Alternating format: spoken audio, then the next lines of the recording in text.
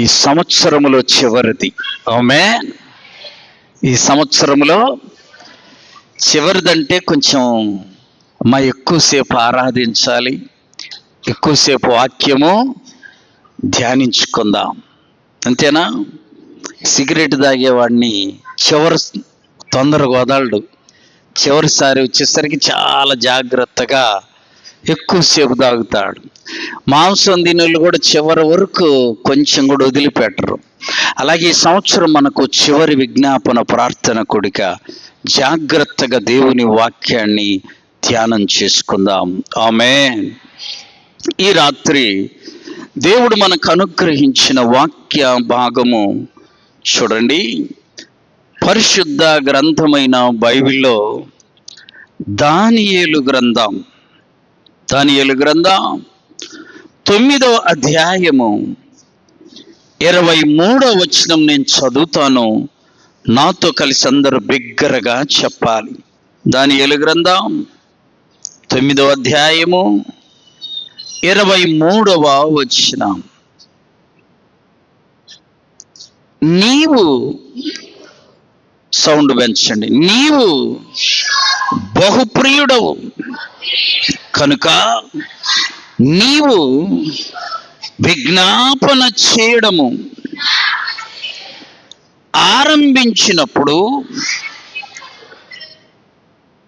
ఈ సంగతిని నీకు చెప్పుటకు వెళ్ళవలెనని ఆజ్ఞ బయలుదేరెను. అలాగే 10వ అధ్యాయము 11వ వచనం. దానియేలు, నీవు బహుప్రియుడవు కనుక నేను నీ వద్దకు పంపబడితిని. దేవుడి వాక్యము ద్వారా మనందరితో మాట్లాడునుగాక. ఈ రాత్రి ఈ సంవత్సరములో చివరి విజ్ఞాపన కదా, కాబట్టి విజ్ఞాపన ప్రార్థన యొక్క బలము ఏంటో ఈ రాత్రి మనం ధ్యానం చేసుకుందాం. విజ్ఞాపన ప్రార్థన బలము. ఆమె ఏ బలము? విజ్ఞాపన ప్రార్థన యొక్క బలం. బైబిల్లో విజ్ఞాపన ప్రార్థనకు మొట్టమొదట మూల పురుషుడు ఎవడో చెప్పండి? విజ్ఞాపన ప్రార్థన బైబిల్లో మొట్టమొదట చేసిన వ్యక్తి అబ్రహాము గారు. ఆమె ఎవరు? అబ్రహాము గారు. అబ్రహాము గారికి బైబిల్లో కొన్ని ప్రత్యేకతలు ఉన్నాయి. విశ్వాసులకు తండ్రి అని పేరు అబ్రహాం గారికి. ఎందుకని? విశ్వాసము లేనప్పుడు విశ్వాసము కలిగి ఉన్నాడు. అన్నీ ఉన్నప్పుడు ప్రార్థన చేయడం గొప్ప విషయము కాదు. వినాలి. మన పరిస్థితులన్నీ తారుమారైపోయినప్పుడు ప్రార్థన చేయడం చాలా గొప్ప విషయం. కడుపు నిండా అన్నం తిన్నావు, హాయిగా ఉంది, అప్పుడు ప్రార్థన చేయడం పెద్ద గొప్ప కాదు. అన్నము లేనప్పుడు, ఆమె కడుపు కాలుతున్నప్పుడు ప్రార్థన చేస్తే అది ఎంతో గొప్ప ప్రార్థన. యోబు గారికి అన్నీ ఉన్నప్పుడు ప్రార్థన చేశాడు, అన్నీ పోయినప్పుడు అది అందుకు ఆయన గొప్పవాడయ్యాడు. బైబిల్లో విజ్ఞాపన ప్రార్థనకు మూల పురుషుడు ఎవరంటే అబ్రహాము గారు. మనం ఇప్పుడు చదువుకున్న వాక్య భాగంలో దానియేలు గారు విజ్ఞాపన ప్రార్థన చేయడం మొదలు పెట్టాడు.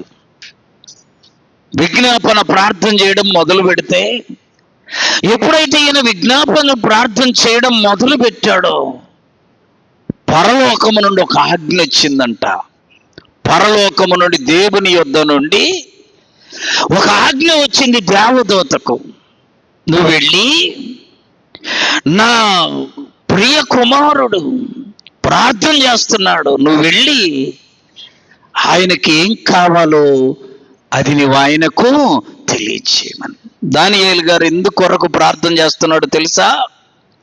రాత్రి కాలం ఒక దర్శనం వచ్చింది. దాని ఆ భావము, దాని అర్థం కాల.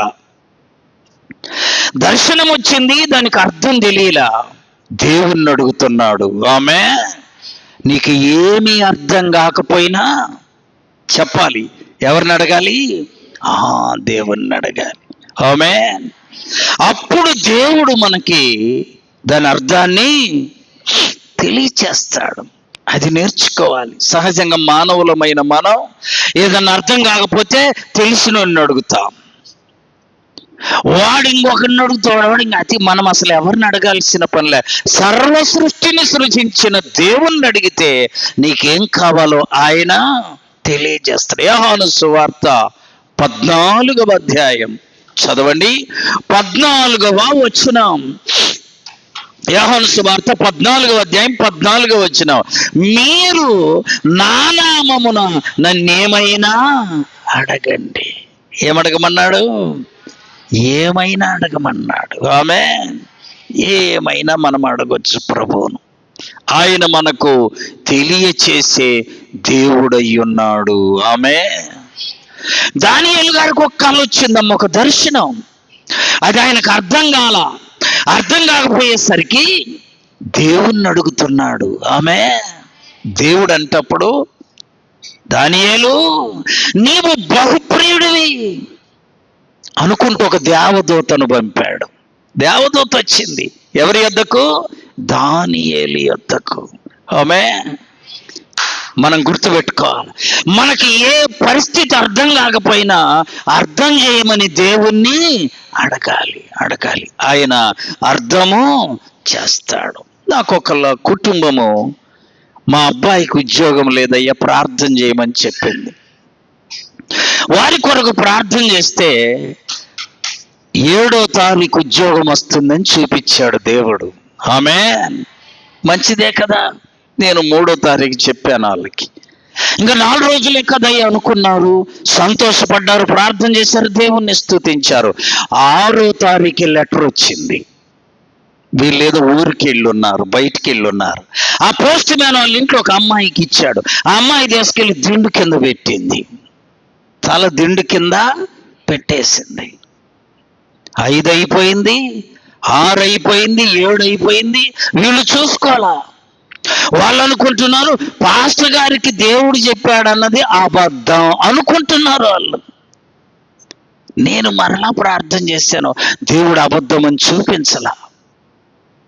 10 రోజులు గడిచిపోయినాక ఆ బెడ్షీట్ ఇదిలేయటానికి, శుభ్రం చేయడానికి దిండు తీయగానే దాని కింద ఏముంది? ఎన్ని రోజులకి? వాళ్ళన్న 10 రోజులకి తీసిరు, మరి మనం ఎన్ని రోజులకి? ఒక్కొక్కళ్ళు రోజు శుభ్రం చేసుకుంటారు, మంచిది. ఇంటిని, ఒంటిని చెప్పండి ఎప్పుడు శుభ్రం చేయాలి? క్రిస్టమస్ రోజు, ఈస్టర్ రోజు అట్లాగా కాదు, ప్రతి దినము శుద్ధి చేసుకోవాలి. ఆ బెడ్షీట్ అటు తీసి, ఆ దిండు తీసి బెడ్షీట్ దిద్దాలి. అక్కడ లెటర్ ఉంది, అది తీసి చదివితే ఆ రోజే లాస్ట్ డేటు. చప్పట్లు కొట్టి ప్రభును మహిమపరచు. ఎట్లాగా ఆ రోజైనా చూశారు. ఎప్పుడు వచ్చింది ఈ లెటరు? 5-6 తారీఖుల్లోనే వచ్చింది. వాళ్ళు వెళ్ళి చేరాలి. దేవుని మాట ఎన్నడూ చెప్పాలి వ్యర్థము, నిరర్ధకము.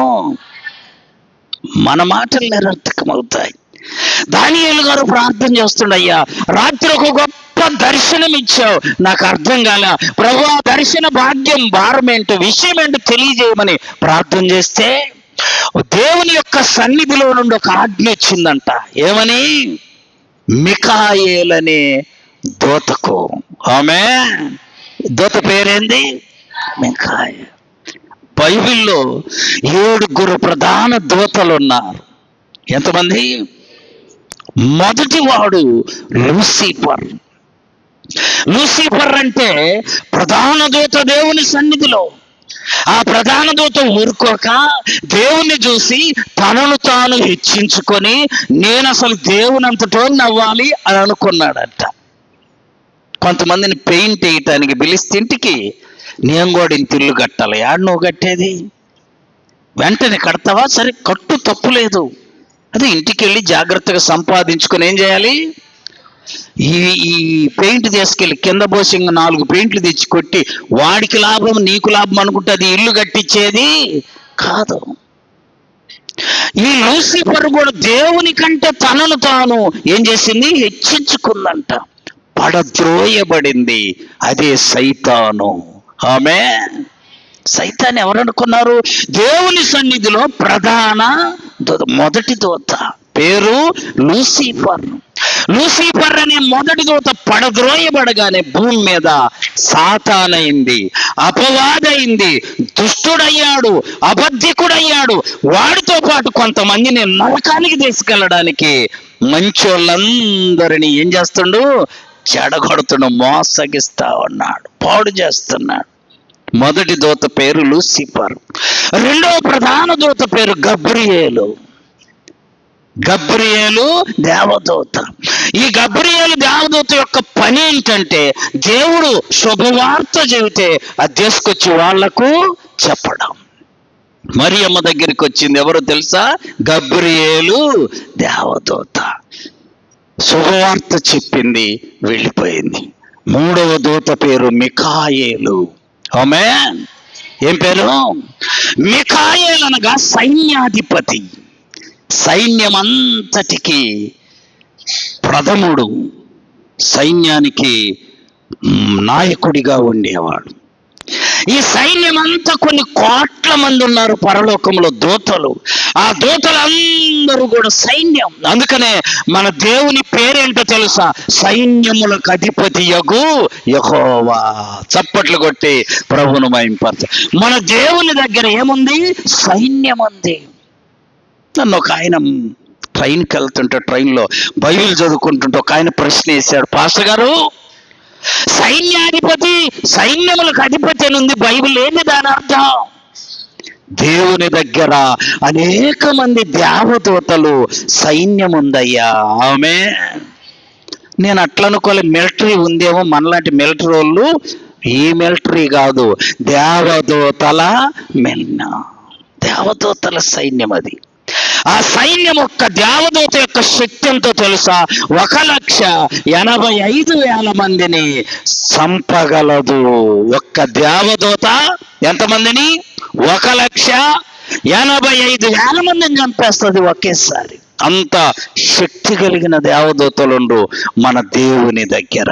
అందుకనే వాక్యములు వ్రాయబడింది చూడండి, 34వ కీర్తన 7వ చరణములో, దేవుని యందు భయభక్తులు గలవారి చుట్టూ ఆయన దూత ఏం చేస్తుంది?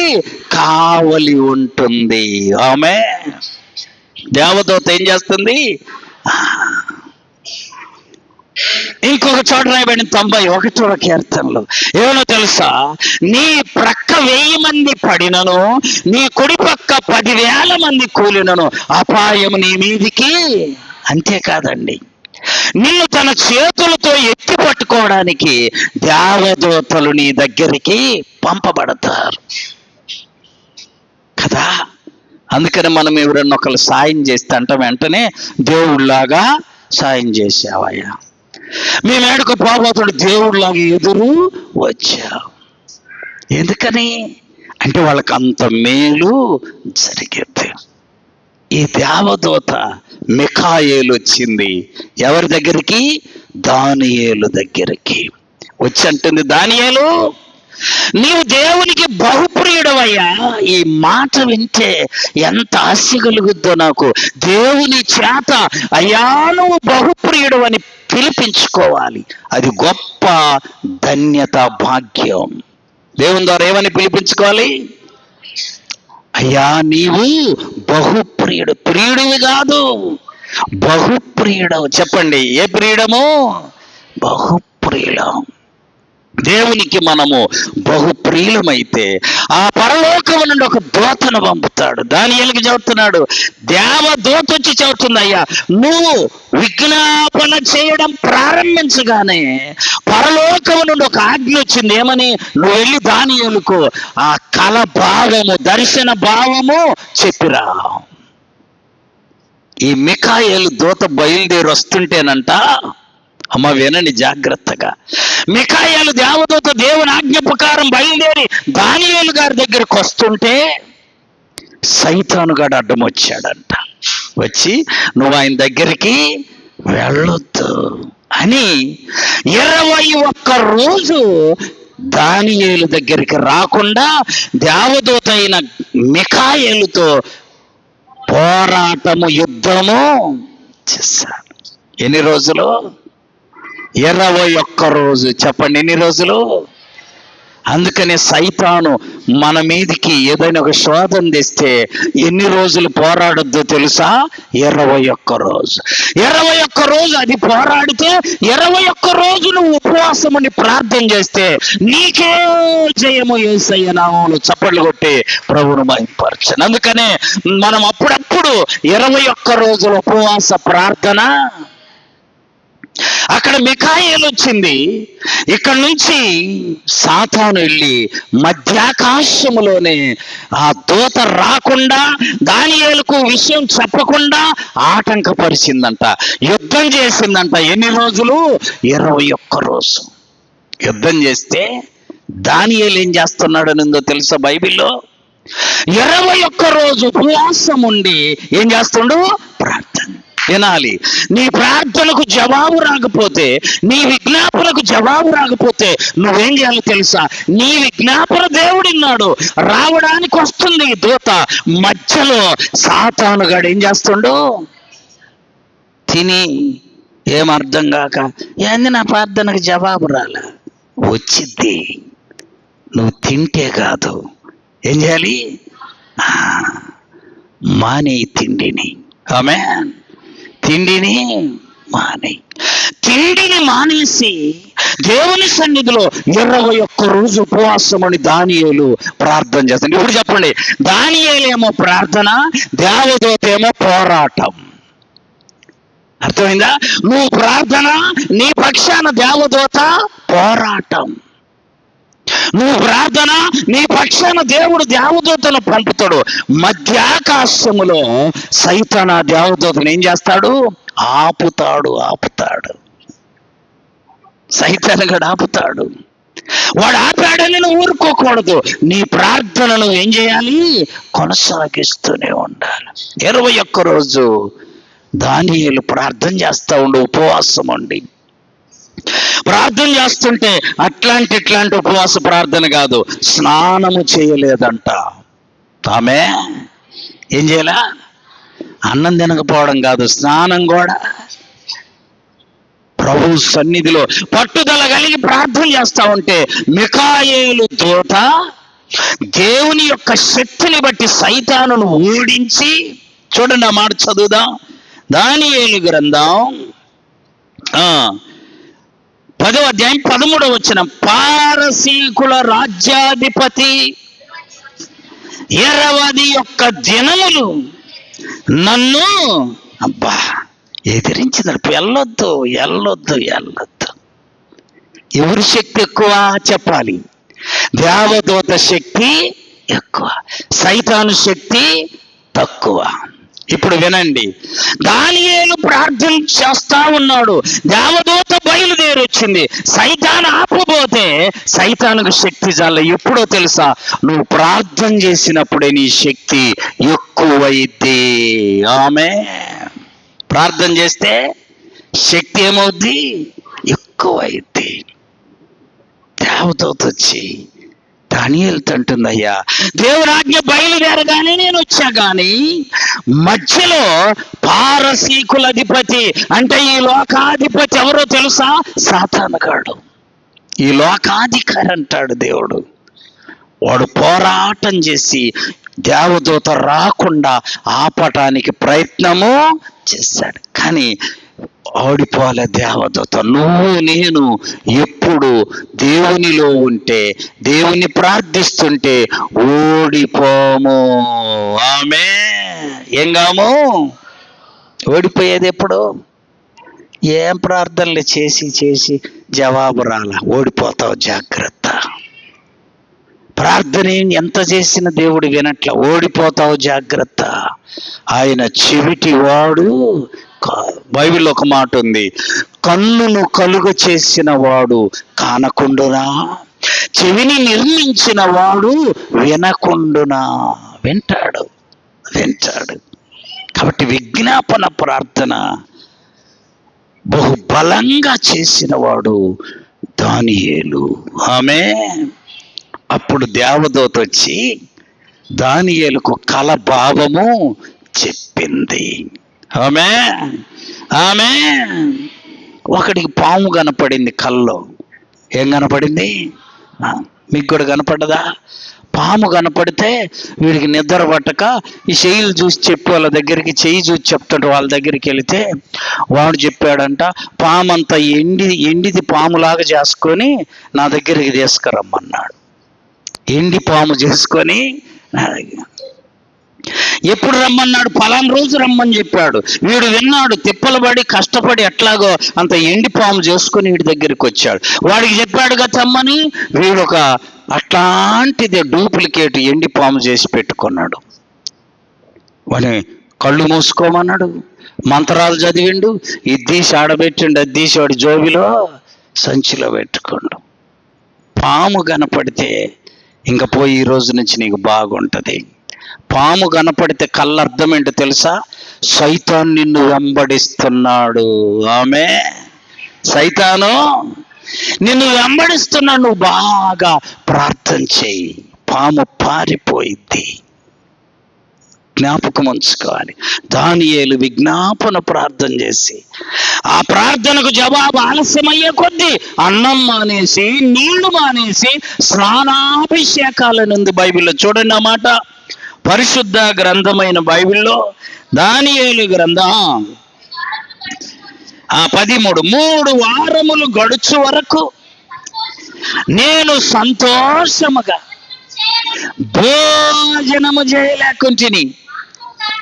మాంసం గాని ద్రాక్షారసము గాని నా నోటిలోనికి రాలేదు. చూసారా? స్నానము లేదు అమ్మా, అభిషేకము లేదు, స్నానాభిషేకం లేదు. అది ప్రార్థన. ఆమె ఒళ్ళు చూసుకోలే, ఆయన ప్రార్థన శక్తిని చూసుకున్నాడు. ఒంటిపై ఉన్న మురికి చూసుకోవాలా, మనసు బలంగా దృఢపరుచుకొని దేవుని సన్నిధిలో ప్రార్థన. అద్భుతం. గుర్తుపెట్టుకో, ఏ సమస్యను నువ్వు ప్రభువుని అడుగు, జవాబు వచ్చేంత వరకు అది 21 దినమా లేక 7 దినాల 40 దినాల వదిలిపెట్టక గట్టిగా పట్టుకొని పట్టుదలతో ప్రార్థన చేస్తే విజ్ఞాపన ప్రార్థన చాలా బలమైనది. ఆమె బైబిల్లో మొట్టమొదటి విజ్ఞాపన ప్రార్థన అబ్రహాం గారు చేశారు. అయితే యేసు ప్రభువు వారు కూడా విజ్ఞాపన ప్రార్థనలు 2-3 మనకు తెలియచేశాడు ఎలా చేయాలని. చూడండి బైబిల్లో మనం చూస్తే మత్తయి సువార్త 7వ అధ్యాయము 9, 10, 11 వచనాలు. అడుగుడి మీకు ఇవ్వబడును, వెదకుడి మీకు దొరుకును, తట్టుడి మీకు తీయబడును, అడుగు ప్రతి వాడు పొందుకొనును, వెదకువానికి దొరుకును, తట్టువానికి ఎలా అడగాలో చెప్పాడు. లూకాసు వార్త 18వ అధ్యాయం 7, 8 వచనాలు చదవాలి. 7, 8 వచనాలు.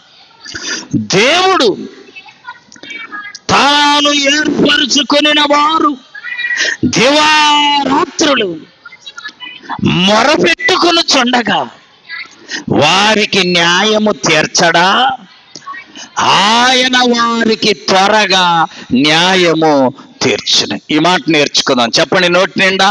ఆయన వారికి త్వరగా న్యాయము తీర్చును. ఎప్పుడు తీరుస్తాడు? త్వరగా న్యాయం తీరుస్తాడు. ఇక్కడ చెప్పబడిన విజ్ఞాపన ఏంటో తెలుసా?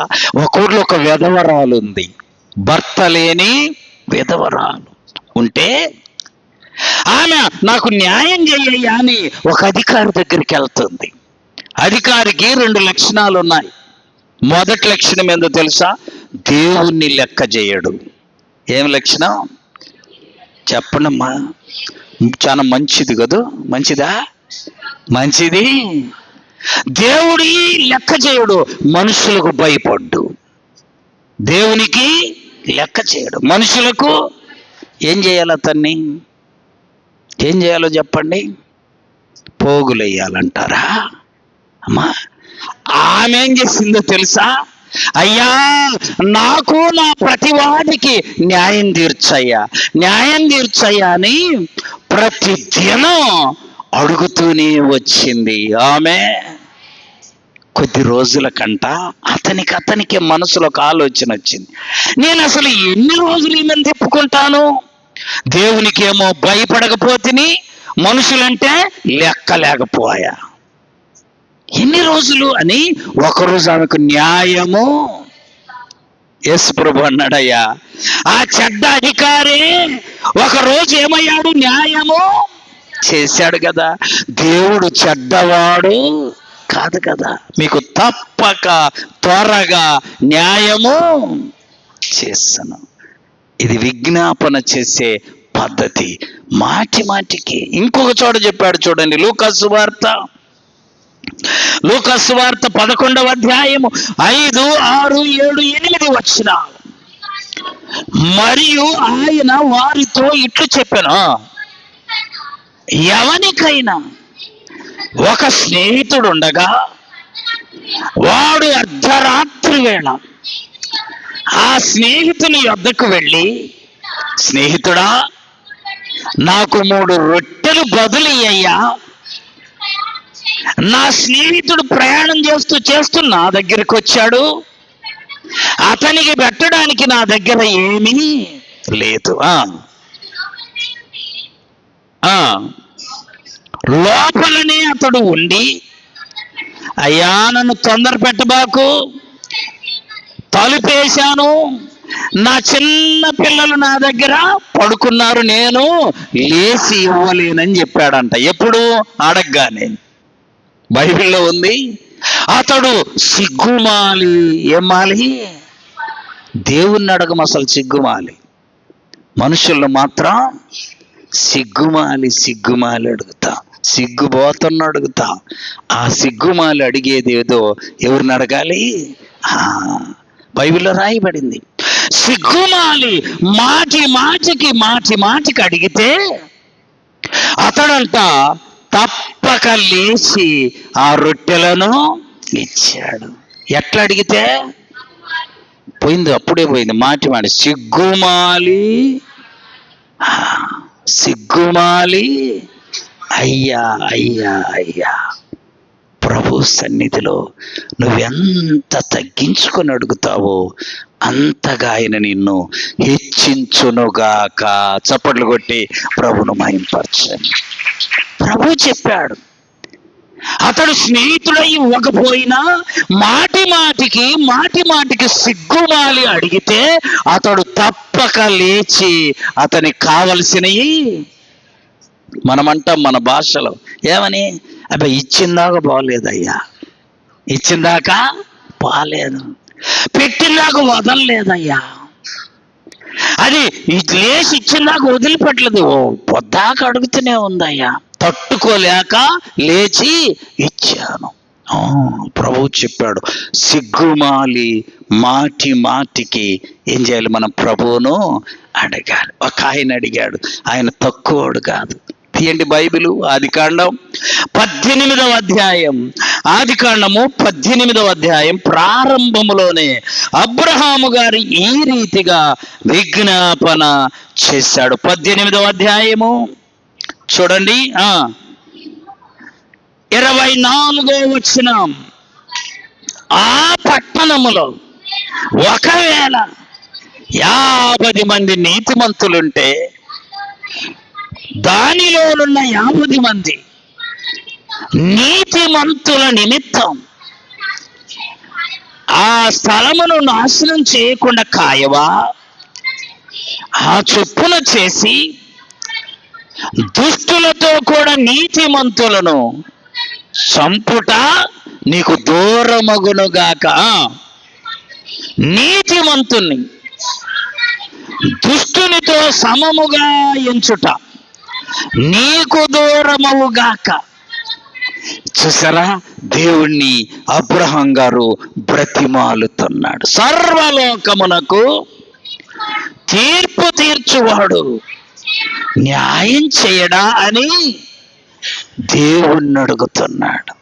దేవుడు ఏం చేశాడంటే అబ్రహాము గారికి సొదొమ గొమొర్రా పట్టణాలను కాల్చేస్తున్నానయ్యా, ఆ పట్టణముల యొక్క పాపము ఎక్కువైపోయింది, బహుఘోరమైంది, ఆ పట్టణాలను కాల్చేస్తున్నానని అబ్రహాం గారికి చెప్పాడు. మనమైతే మన నోట్లు ఇక్కడే ఉంటది, ఏమని? అబ్బా వాళ్ళని అసలు తట్టుకోలేములే, తొందరగా కాల్చేయ్యా అంటాం. అబ్రహాం గారు అలా అనలా.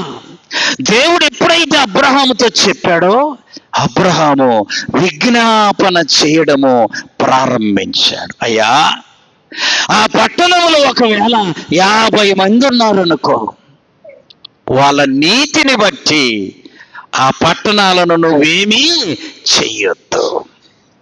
ఎంతమంది అమ్మా? దేవుడు అన్నాడయ్యా, 50 మంది ఉంటే నేను ఆ పట్టణాలను నాశనము చేయను.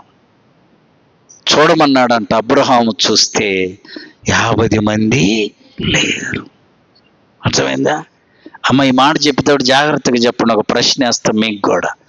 ఆ 2 పట్టణాలు ఎతికితే ఎంతమంది లేరు? 50. అప్పుడు మరలా అబ్రహాం గారు ప్రార్థన చేస్తున్నాడు, అయ్యా 45 మంది ఉంటే నువ్వు ఆ పట్టణాలను ఏమీ, అయ్యా నువ్వు ఎప్పుడన్నా చేసావు అసలు విజ్ఞాపన? వీళ్ళందరూ ఊడ్చుకొని పోతే బాగుండంటారు ఒక్కొక్కడు. వాళ్ళందరూ పోతే నువ్వు ఉంటే ఎట్లా? ఊడిసేది ఏదో అందరితో పాటు నువ్వు కూడా జాగ్రత్త. ఇతరులందరూ పోవాలి, మనం బాగుండాలి, అది చాలా తప్పండి. అర్థమైందా? అబ్రహాం ఇప్పుడు ఎంతకు దిగాడు? 45. చూస్తా 2 పట్టణాల్లో 45 మంది లేరు. ఏంటి అబ్రహామా? అయ్యా ఒకవేళ 40 మంది ఉంటే నువ్వు ఈ పట్టణాలను ఏమీ, మళ్ళా చూస్తే 40 మంది కూడా లేరు. ఈసారి 30 మంది, ఈసారి 20 మంది, ఈసారి 10 మంది. 10 మంది కూడా లేరంట. ఇప్పుడు చెప్పండి, మన ఊరంతా వెతికితే 10 మంది ప్రార్థనా పరులు ఉన్నారా? ఉన్నాము అని మనం ధైర్యంగా చెప్పాలి. ఆమేన్, ఆమేన్. 20 మంది ఉన్నారా? ఉన్నారు. 30 మంది ఉన్నారా? జనాభా ఎంత అమ్మా?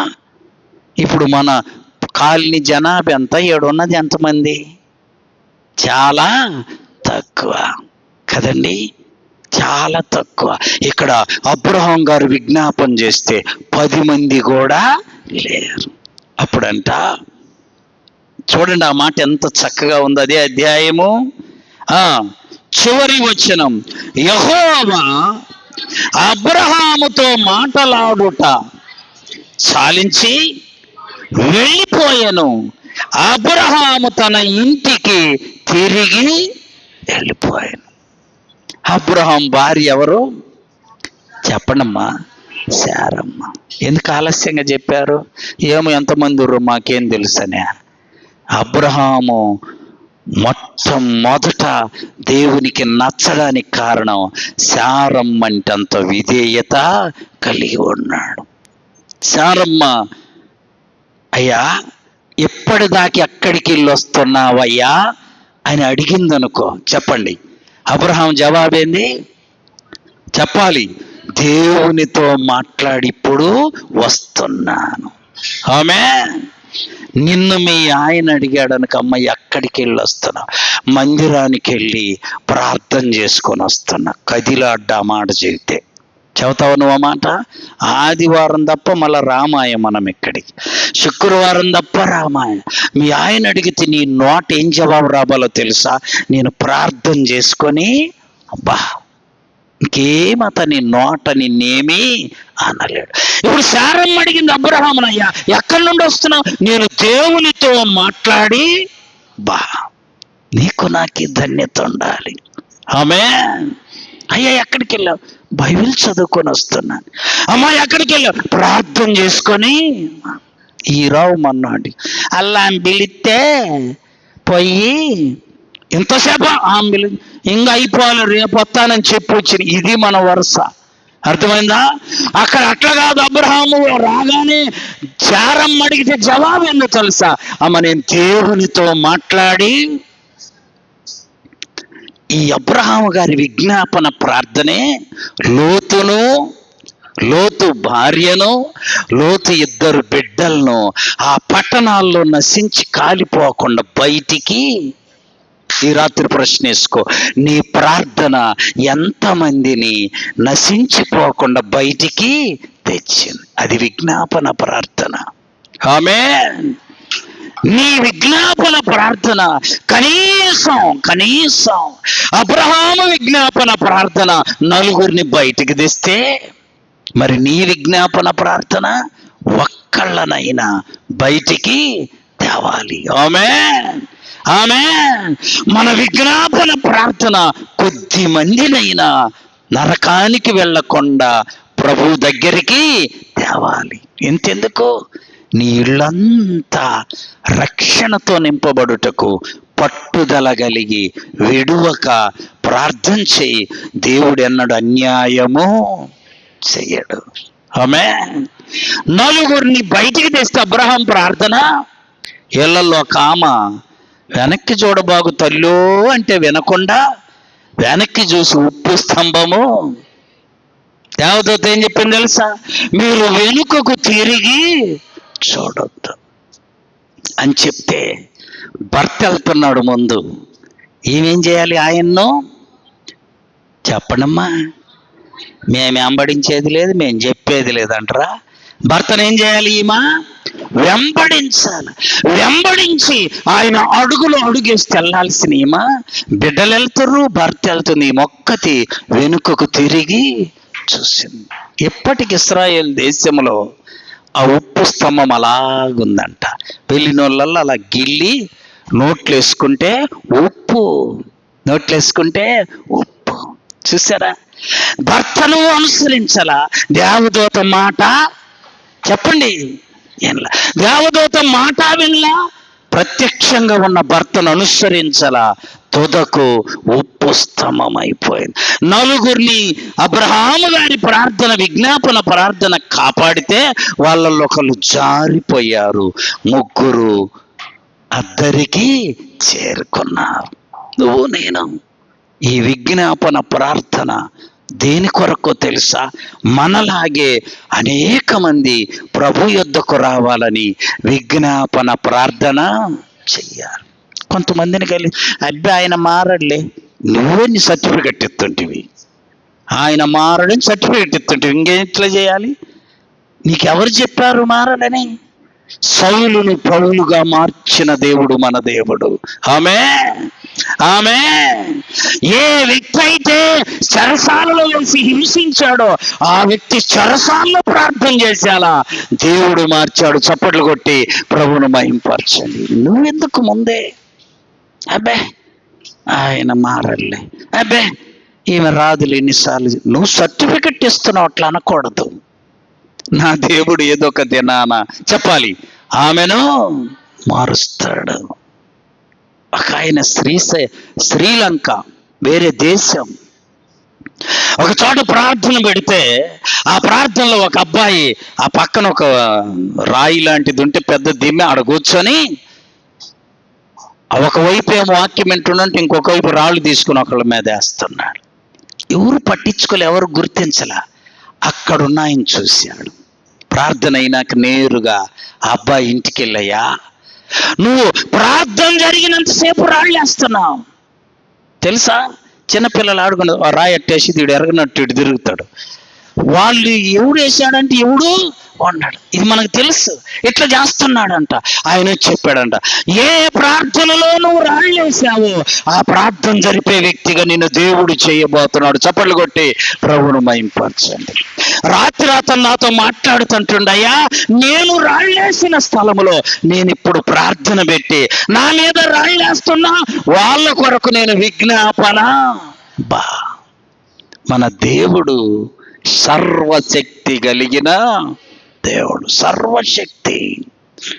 చెప్పాడంట, ఏ స్థలంలో నువ్వు రాళ్ళేసావో, ఏ ప్రార్థన మీద నువ్వు రాళ్ళేసావో అలా ప్రార్థన జరిపే వ్యక్తిగా నా దేవుడు నిన్ను చేయబోతున్నాడని చెప్పి ఆయన శ్రీలంకి వెళ్ళిపోయాడు.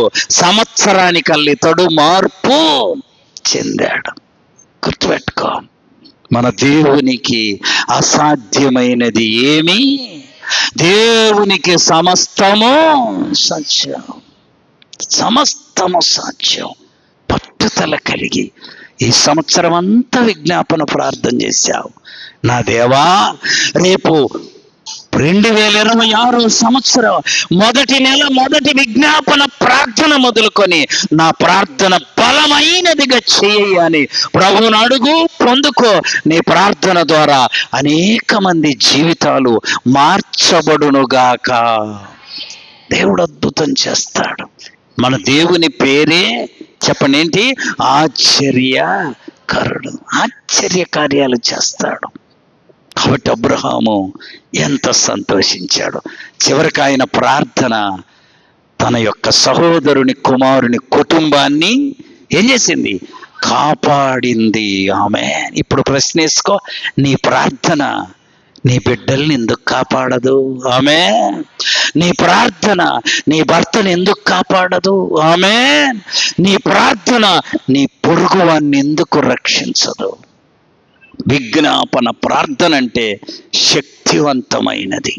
ఆ శక్తి కలిగిన ప్రార్థన శక్తి కలిగిన కార్యాలు జరిగించి మనలందరినీ రాబో నూతన సంవత్సరములో సంతోషింపచేయునుగాక.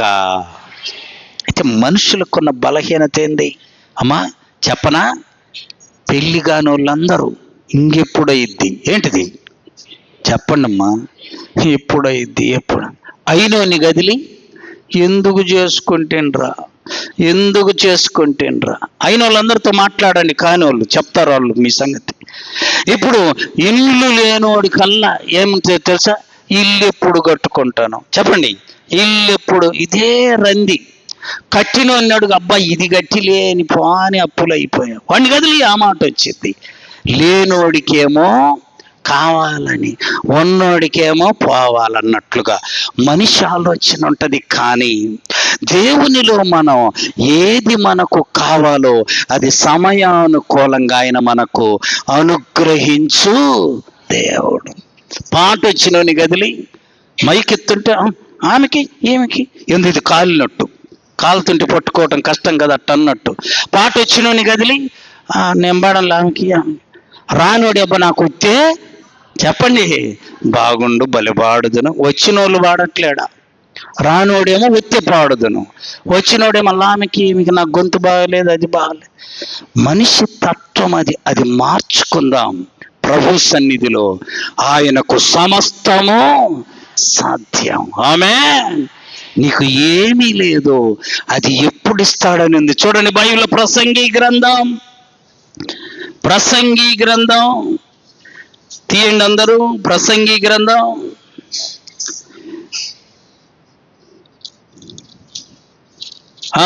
3వ అధ్యాయం 11వ వచనం అందరు తీయాలి, అందరు చదవాలి. దేని కాలమునందు అది చక్కగా ఉండునట్లు సమస్తమును ఆయనే నియమించాడమ్మా. నీకెప్పుడు పెళ్లి కావాలో నియమించాడు, నీకెప్పుడు ఇల్లు కావాలో నియమించాడు. అక్కడ చూడండి ఎంత బాగా రాయించాడు దేవుడు. దేని కాలమందు అది చక్కగా ఉన్నట్లు ఆయన నియమించెను. తగిన సమయము ఏం పర్లా, హాయిగా మందిరానికి ప్రార్థన చేసుకో, ఏం పర్లా హాయిగా మందిరానికి వచ్చి ప్రభువును స్తుతించు. ఈ ఉన్న కొరతలు ఉన్న లోట్లు ఇవి కాదు మనం చూడాల్సింది. ప్రభు సన్నిధిలో ప్రార్థించి ఆయనను వేడుకుందాం. సమస్తము మేలు కలుగుటకై దేవుడు మనకు సమకూర్చి జరిగించునుగాక. బైబిల్లో దేవుని ఫోన్ నెంబర్ చెప్పా, మీకు చెప్పినా లేదా? చెప్పినావు కానీ అయ్యా మర్చిపోయాను. ఏంది ఫోన్ నెంబరు చెప్పాలి. దేవుని ఫోన్ నువ్వు కూడా మర్చిపోయావు. దేవుని ఫోన్ నెంబర్ చెప్పాలి. కీర్తనలు 50:15 ఆపత్కాలమందు నీవు నాకు మొరపెట్టుము, నేను నిన్ను విడిపించదను, నీవు నన్ను మహిమపరిచెదవు. ఆమేన్. అప్పుడు చెబితే చివరికి మర్చిపోయారు. మరి ఇప్పుడు చేతి వచ్చే చివరి దాకా ఉండిద్దా?